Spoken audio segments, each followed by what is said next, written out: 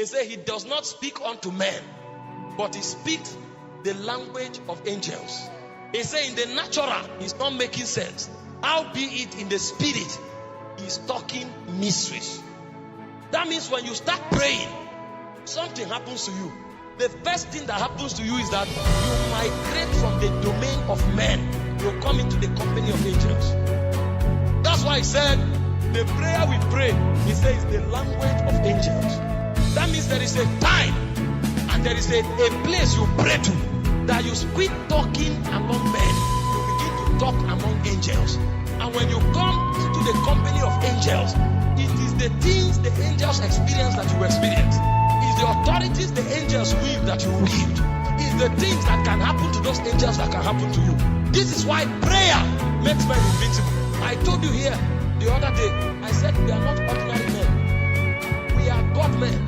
There's a lot of mystery associated to us. When we start praying, what we do is that we travel from the domain of men. The first place we come to is the domain of angels. That's why you see certain men, they carry so much authority, so much honor, and you are wondering, are people worshiping them? They are not ordinary men. They have ceased to live among men. They have begun to live among the angelic. So when men see them, the things that would have happened to those men if they encountered angels will begin to happen to them when they encounter those men. You will see some men, even though they told you not to kneel down before men, when you see them in the public, you will know when you will lie down.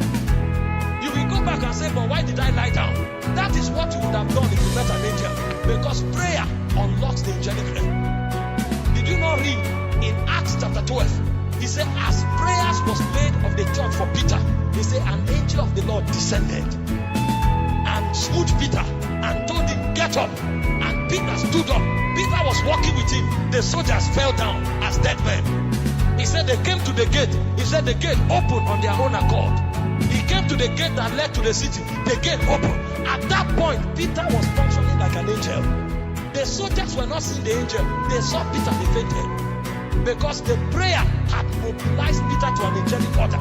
Did you read Acts 16 verse 25? He said as Paul was praying at midnight, he said the angel of the Lord descended. He said the foundation of the prison was shaking and the chains fell off, the doors opened. When the warder came in, he wanted to kill himself. Paul said no, don't. He saw Paul, he fell down and worshipped. Why? The prayer had moved Paul to the angelic realm. Paul at that point began to function like an angel. Why? He said, are they not ministering spirits sent to minister for them who shall be heirs of salvation? There's a place you pray to, you literally begin to operate like an angel. You are not an ordinary man. Make no mistakes about it. God dwells in you. And when you continue like that, a point comes when you leave the realm of angels, you come to the realm of God. He said, we know not what to pray for as we ought to. He said, for the Spirit helpeth our infirmities with groanings that cannot be uttered. At that point, you become so one with God that God begins to pray on your inside. So when you come out, men will see a God. Men will look at you and literally want to worship you. People who don't know what has happened in the secret place will look at you and say, all these pastors have brainwashed me. Brainwash what? Do you know what it means to brainwash me? The people sitting here, some of them are 20, 30 years older than me. How can I brainwash them? Some people sitting here are trained doctors, trained lawyers, trained engineers. Some people sitting here have worked for the past 20 years. They've met all kinds of people. What do you mean brainwash? When you grow in prayer, you grow into the angelic order. And there's a realm where you grow into the divine order. Naturally, people will begin to honor you as they will honor God. And it's not about the preacher, it's about every believer. Did you not read about Daniel? The Bible said the king knelt down and worshipped him. Do you know who Daniel was? Daniel was the slave of the king. But through priesthood, Daniel became a god in Babylon. The king knelt down for his slave and worshipped him. What happened to the guy? He has become a god man. You are not disadvantaged. The problem is that you have not started praying. If you start praying, you will discover that you will not only have access to the voice of God, you will not only carry the presence of God, you will not only travel in the spirit, but you begin to walk in your world like a God. Because the God that is hiding on your inside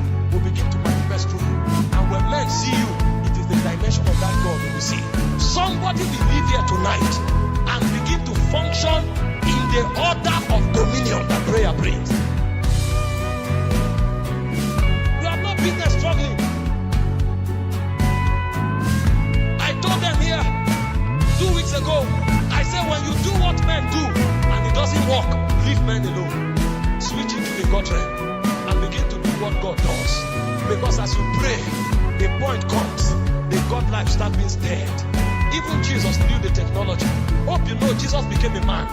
So when Jesus struggled with men and it doesn't work, he goes back to the mountain. And the Bible said, as he prayed, he said the fashion of his countenance was altered. His raiment began to glister. The same Jesus they were arguing with, when he's coming down from the mountain, everybody comes to him and says, Master, what has happened? He had clothed himself with the God dimension. The disciples thought it was about oil. He gave them oil at first. They went out and cast demons.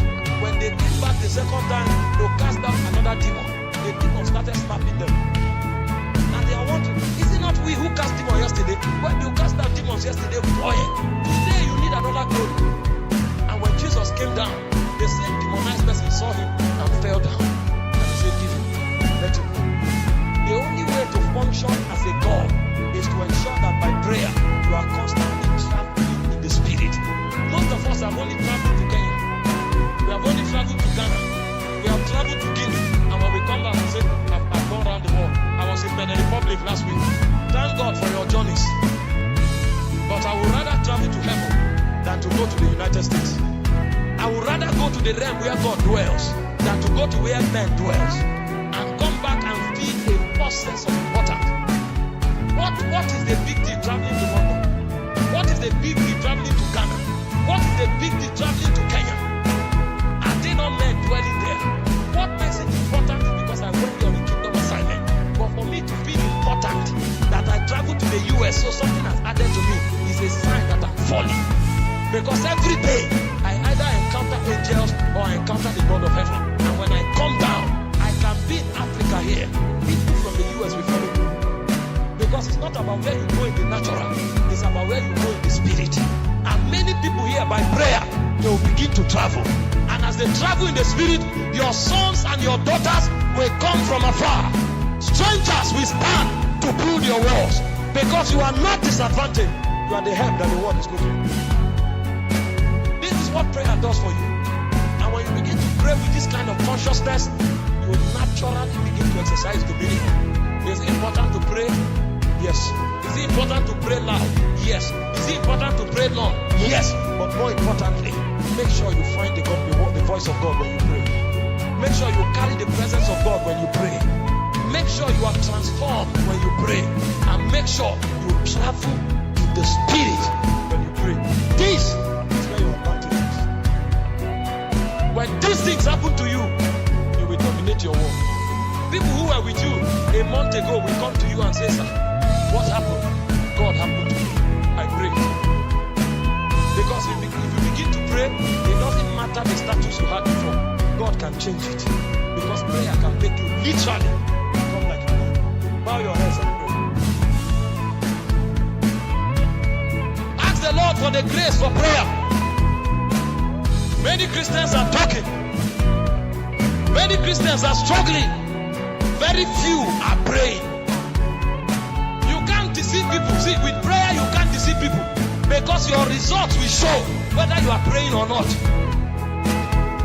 The things you change or the transformation you enjoy, they are all testimonies whether you are praying or not. You can't deceive men. The Pharisees tried it, but they were hypocrites and they had no results. When men pray, they create change. Ask the Lord for the grace to pray. He said they looked unto him and they were radiant, and their faces were radiant, and they were not ashamed. Ask God for the genuine grace of prayer. If we must change, the prayer must be added to our menu. If we must change our word, prayer must be added. It's not about leading people to pray in a fellowship. What is your prayer life? There are men that have prayed until the voice of God dwells with them. There are men that have prayed, the presence of God travels with them. There are men that have prayed, even while they are yet walking on earth, they are in the spirit. Ask him for the grace of prayer. I know you are a businessman. I know you are a singer. I know you are a preacher. I know you are a politician. But do you pray? If you don't pray, you will be swallowed up. You are in the midst of battle.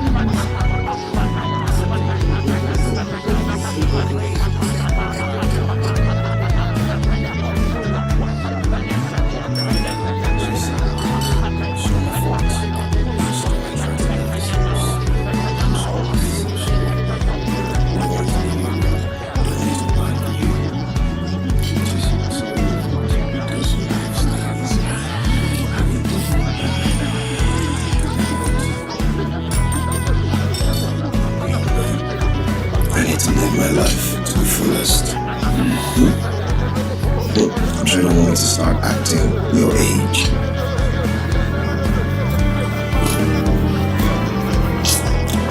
Rita.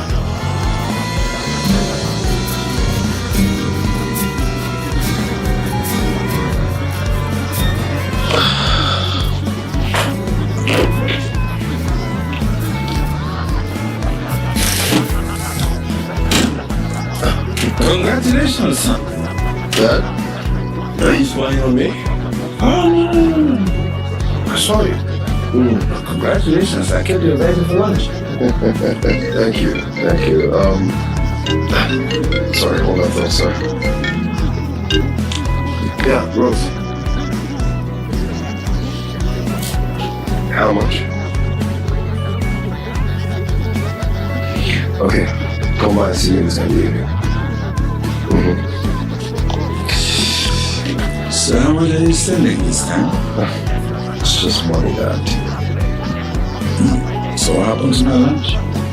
Yeah, about that thing with me, so yeah, I can't.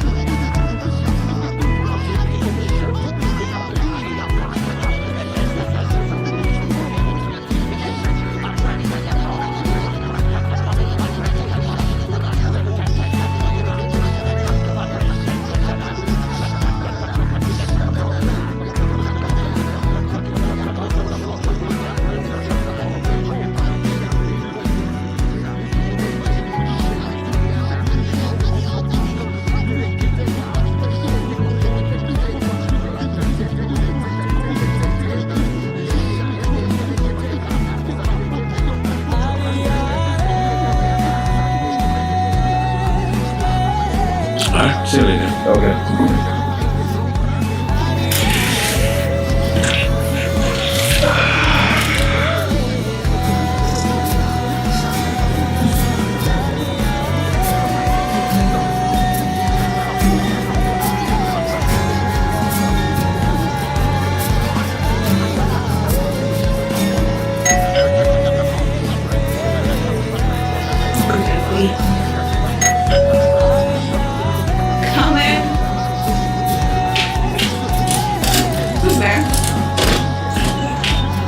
You again? What are you doing there? Couldn't you leave my man alone? Hey, I'm talking to you. You're mad. Hey, Sonia. You're here. Yes, baby. Babe, come on, you can't keep treating me like this. I mean, you asked me to come over and now she's here. Baby, I didn't know she was coming. Sonia, why didn't you tell me you were coming? I'm so sorry. Hey, get out. Babe, tell her to me. Hey, come on. She's already here. You know what? You both can stay. Let's have fun together. No. Babe, she's not staying here. She has to leave. Come on. I don't mind. The more, the merrier. Get out. Okay. I told you to leave her when you get out of here. Ladies, calm down. There's no need to fight. Please, just calm down. Babe, no. I'm not gonna calm down unless you get back up here. Okay.